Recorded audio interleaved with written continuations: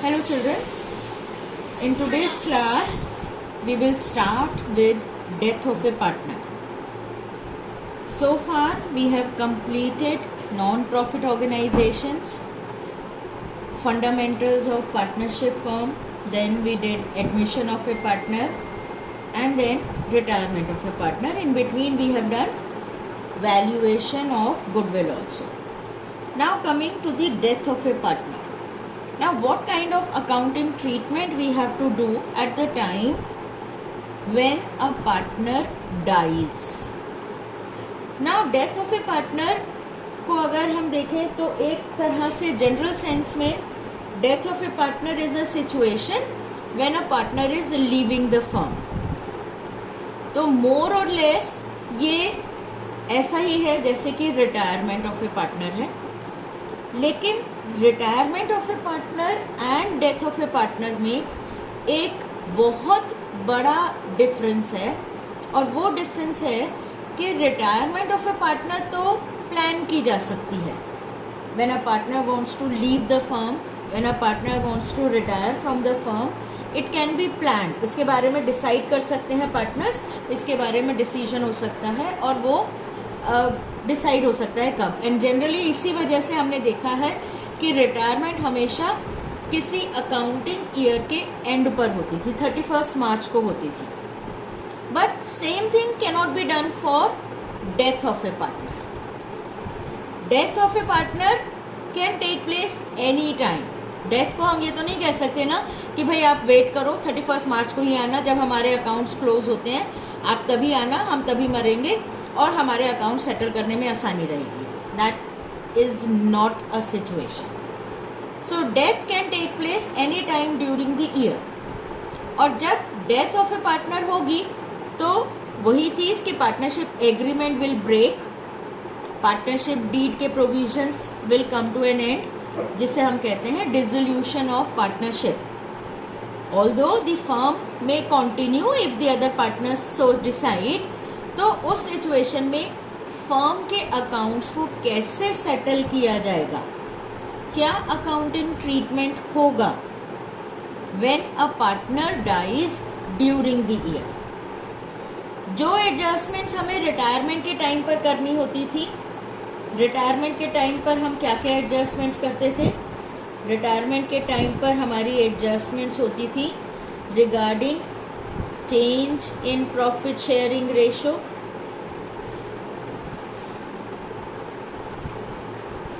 ये ऐसा ही रहेगा जैसा कि रिटायरमेंट में होता था. उसके बाद हम करते थे ट्रीटमेंट ऑफ गुडविल,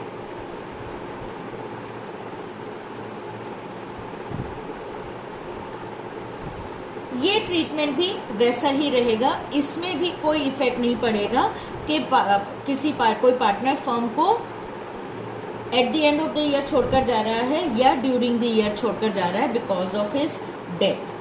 इस पर भी कोई इफेक्ट नहीं पड़ेगा. Then the treatment regarding the revaluation of assets,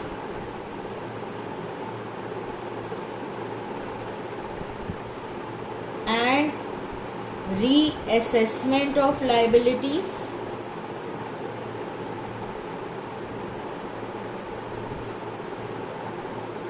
again यहाँ पर कोई इफेक्ट नहीं पड़ेगा. कोई इफेक्ट नहीं पड़ेगा इन द सेंस कि ये चेंज जो है, ये जो ट्रीटमेंट है ये सेम रहेगा as the case of retirement of a partner. Treatment with relation to reserves, accumulated profits and losses will also remain same. ये सारा जो ट्रीटमेंट हमने रिटायरमेंट में किया था, डेथ ऑफ ए पार्टनर में ये सारे ट्रीटमेंट वैसे ही रहेंगे. इन पर कोई इफेक्ट नहीं पड़ेगा कि पार्टनर की डेथ ड्यूरिंग द ईयर हो रही है या partner at the end of the year firm को छोड़कर जा रहा है. But there are certain things which will be affected या which are new to the treatment of death of a partner. और उसमें सबसे ज़्यादा इम्पॉर्टेंट है ट्रीटमेंट ऑफ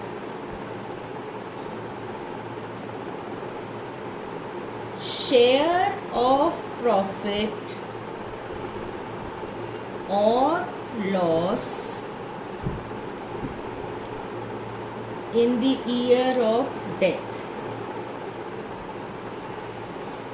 जब किसी पार्टनर की डेथ ड्यूरिंग द ईयर हो जाएगी तो उसके शेयर ऑफ प्रॉफिट का क्या ट्रीटमेंट होगा, उस पीरियड का प्रॉफिट जिस पीरियड वो अलाइव था, जिस पीरियड वो जिंदा था, उसका क्या ट्रीटमेंट किया जाएगा और कैसे उसको निकाला जाएगा।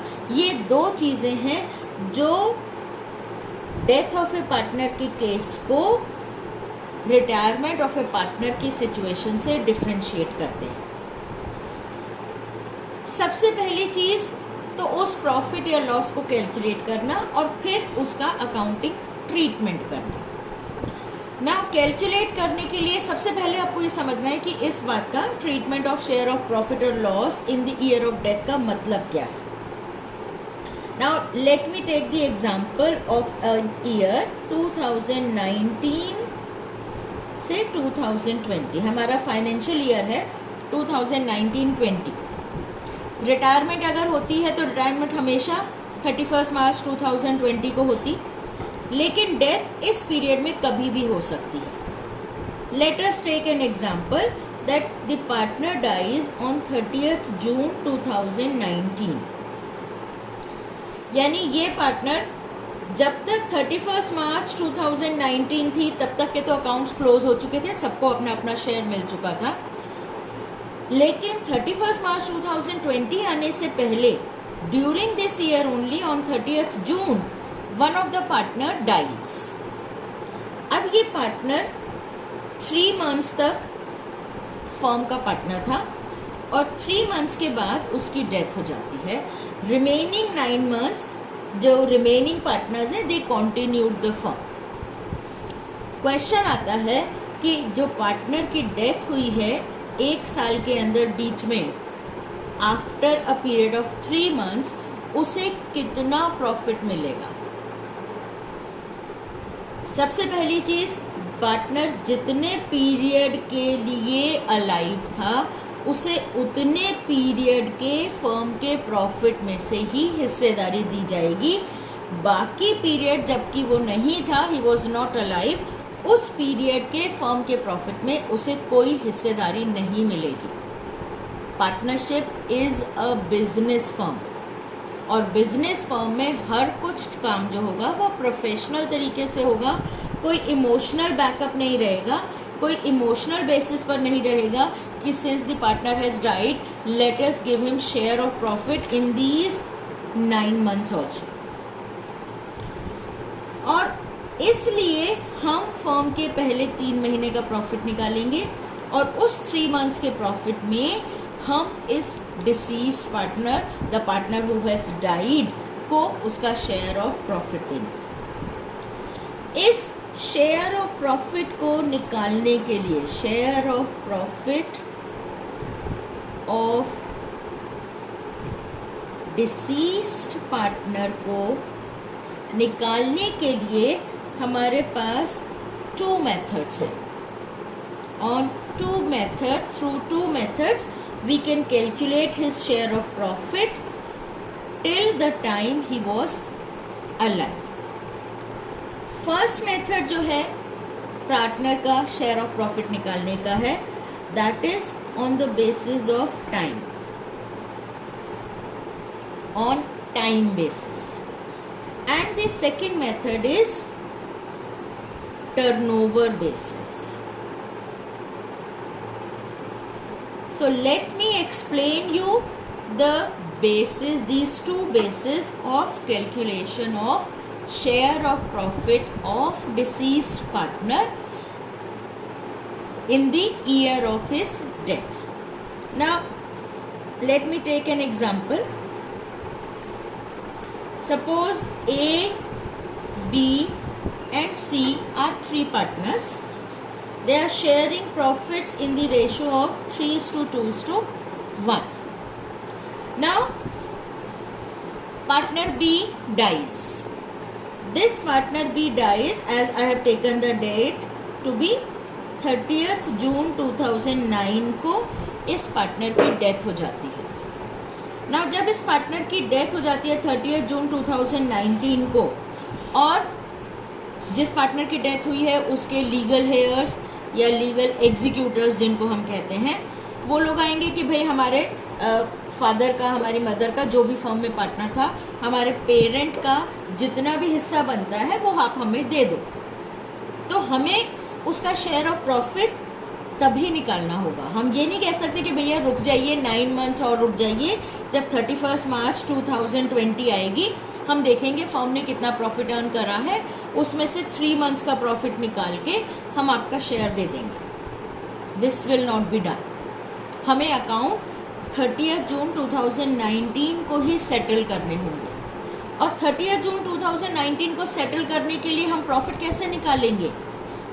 प्रॉफिट एंड लॉस अकाउंट तो ईयर एंड पर ही बनेगा जब सारे अकाउंट्स क्लोज किए जाएंगे। तो ऐसी सिचुएशन में प्रॉफिट निकालने के लिए हम प्रीवियस ईयर के प्रॉफिट्स को बेस ले सकते हैं। ये हमें बताया जाता है, ये हम पार्टनरशिप डीड में एग्री कर लेते हैं कि if any such eventuality takes place that any of us will die during the year, तो शेयर ऑफ प्रॉफिट हम किस बेसिस पर निकालेंगे। So if it says that share of profit of deceased partner will be based on the average profits partner will be based on average profit of past 3 years। तो हमें 3 साल के, पिछले 3 सालों के प्रॉफिट्स गिवन होंगे। Let's assume any figure. Let's assume हमारे 3 सालों के प्रॉफिट हैं 40,000, 60,000 एंड 80,000।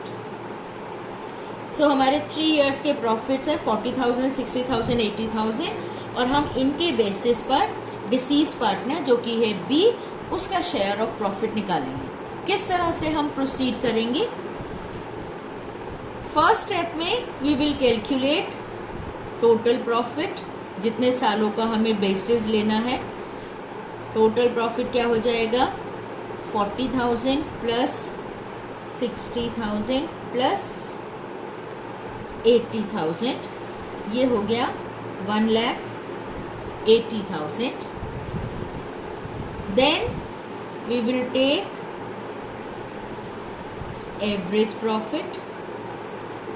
एवरेज प्रॉफिट हो जाएगा 1,80,000 अपॉन 3 सालों का प्रॉफिट लिया है तो upon 360,000।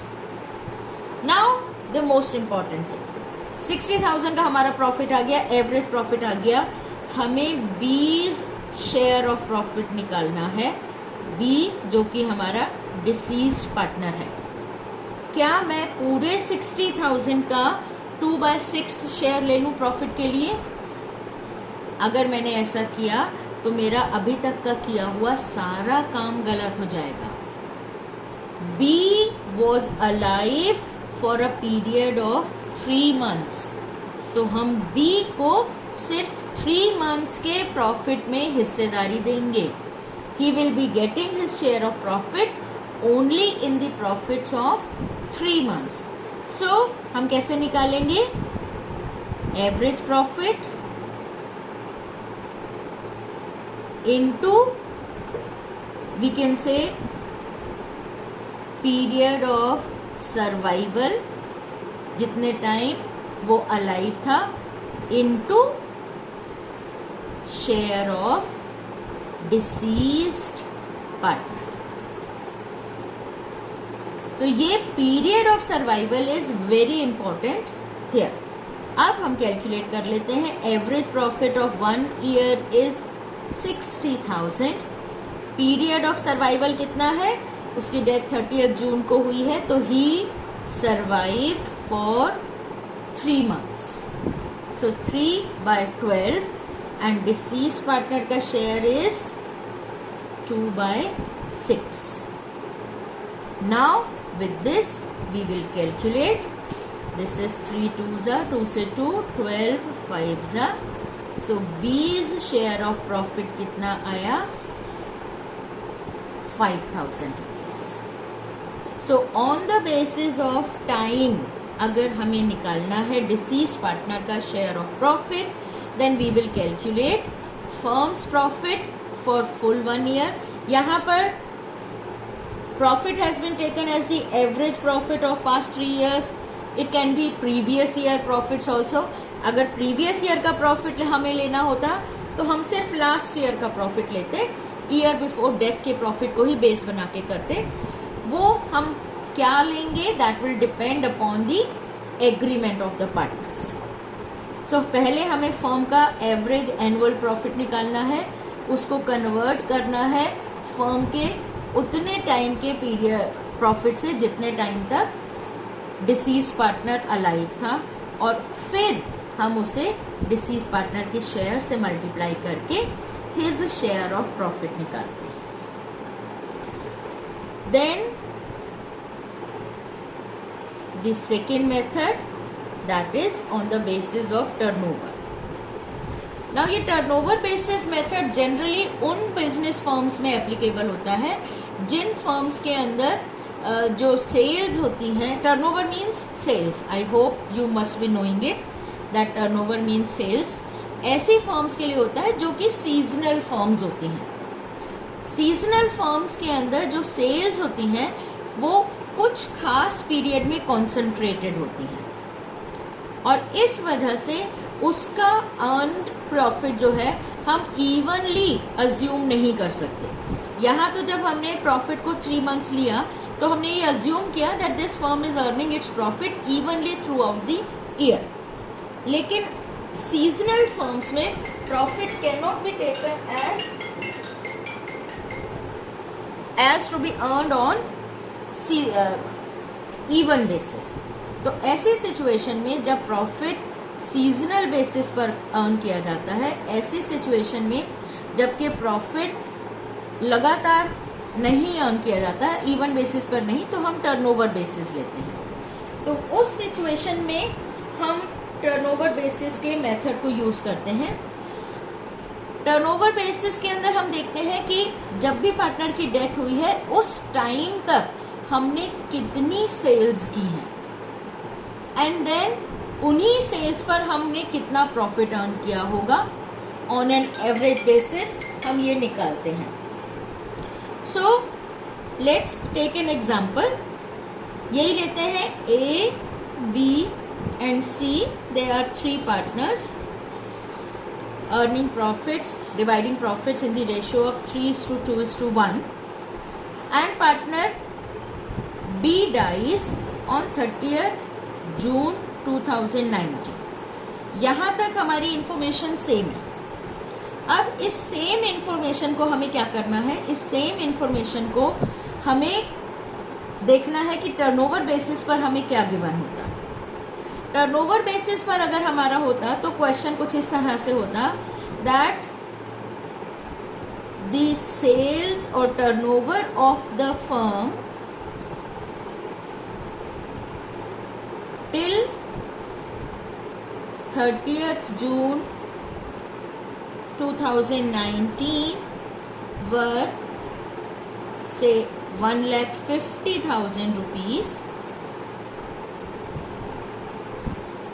The sales of previous year were rupees 10 lakh, and the firm earned a profit of rupees 2 lakh last year. क्या मतलब है कि जब तक पार्टनर जिंदा था टिल 30th जून हमने इस साल 1,50,000 की सेल्स की है, जबकि लास्ट ईयर हमारी 10 लाख की सेल्स थी और हमने उस पर 2 लाख रुपीस का प्रॉफिट कमाया था। 10 लाख पर हमने 2 लाख रुपीस का प्रॉफिट कमाया था, लेकिन इस साल हमारी सेल्स 1,50,000 रुपीस की हुई है and we have to calculate deceased partners share of profit. जब टर्नओवर बेसिस पर हम share of profit of deceased partner निकालते हैं तो टाइम की सेंस नहीं रहती, टाइम की कोई कैलकुलेशन नहीं रहती, टाइम का कोई पॉइंट नहीं रहता। हम सिर्फ सेल्स को बेसिस लेते हैं। हमने लास्ट ईयर 10 लाख पर 2 लाख रुपीस का प्रॉफिट कमाया था, तो इस साल कितना प्रॉफिट कमाया होगा हम ये निकालने की कोशिश करेंगे। सो हमारा फॉर्मूला क्या रहेगा? Profit of previous year upon sales of previous year into sales of current year till death. Profit of previous year upon sales of previous year into sales of current year till death. ये हमें क्या देगा? ये हमें बताएगा कि इस साल जो हमारी सेल्स हुई हैं उस पर हमने कितना प्रॉफिट कमाया।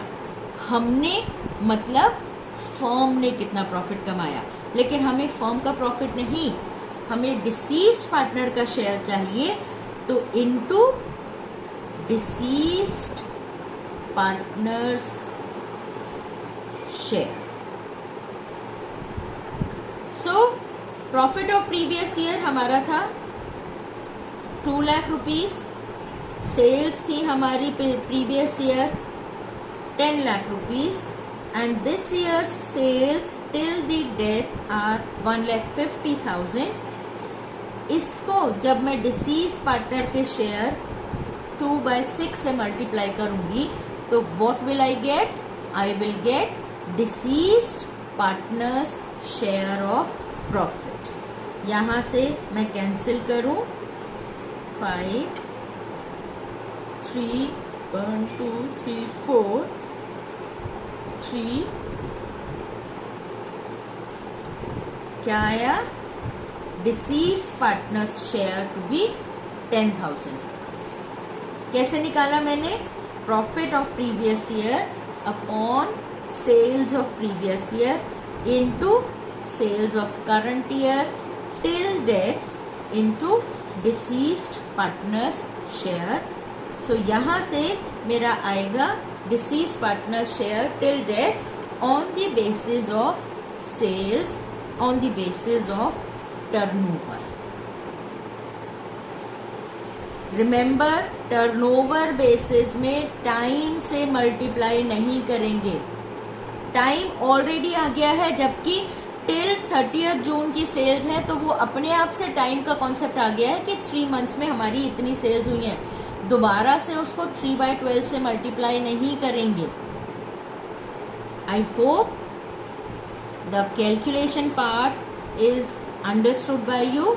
In the next class, I'll tell you the accounting treatment of the deceased partner's share of profit. Thank you, children. God bless.